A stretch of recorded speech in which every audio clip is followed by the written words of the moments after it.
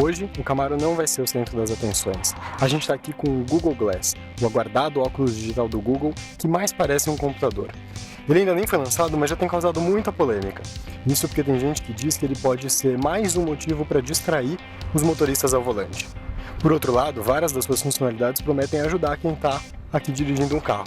Então a gente conseguiu uma das poucas unidades que estão disponíveis aqui no Brasil para testar e dizer se afinal o Google Glass ajuda ou atrapalha o motorista.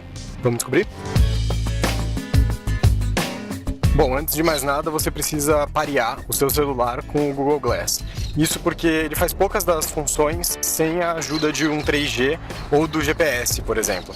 Então, para usar o sistema de navegação, você precisa estar sempre pareado com o seu celular para usar o GPS do seu próprio aparelho.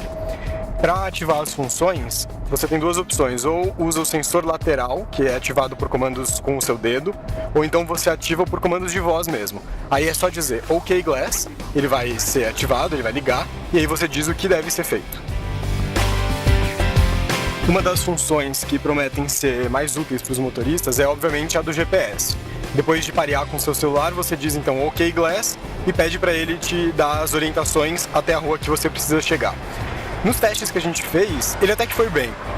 A informação é mostrada na telinha como um mapa de GPS normal. Ele mostra toda a rota e então ele tem sempre uma setinha indicando o caminho que você está fazendo e se você sair dessa rota, ele recalcula rapidamente.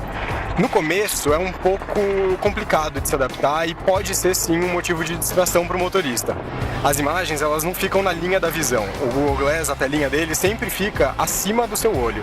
Então demora um tempo até que você se acostume que você precisa tirar um pouco o olho da rua para chegar até a telinha dele.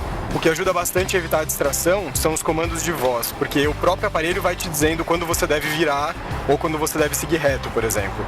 Então isso minimiza as vezes que você precisa tirar os olhos da rua. O sistema de som também é muito interessante, porque o Glass não tem fones de ouvido ou alto-falantes, mas um sistema faz com que vibrações na parte de trás da sua cabeça se transformem em som, e aí você sabe o que deve ser feito. Mas agora, por exemplo, sem eu ter feito nenhum tipo de comando, ele entendeu que era para mudar a tela. Isso já é, apesar dela continuar me orientando por voz do que eu devo fazer, me aparece uma mensagem de um menu de opções. E eu não tinha pedido para que isso acontecesse. Então isso sim pode acabar causando algum tipo de distração. Se a pessoa não sabe o caminho que ela tem que fazer, ela tem que, aqui com o dedo, nesse sensor lateral, desativar o menu. E isso pode acabar causando algum tipo de desatenção. A câmera do Google Glass também permite que você faça vídeos, como esse que você está assistindo, e também tire fotos. O legal disso é que ela se aproxima muito das câmeras GoPro, que muitos motoristas e motociclistas têm usado hoje em dia para gravar os passeios. Mas mais legal ainda é que a câmera do Google fica mais próxima da linha de visão do motorista. Então, como vocês estão vendo, fica muito mais realista, muito mais próximo do que eu realmente estou vendo.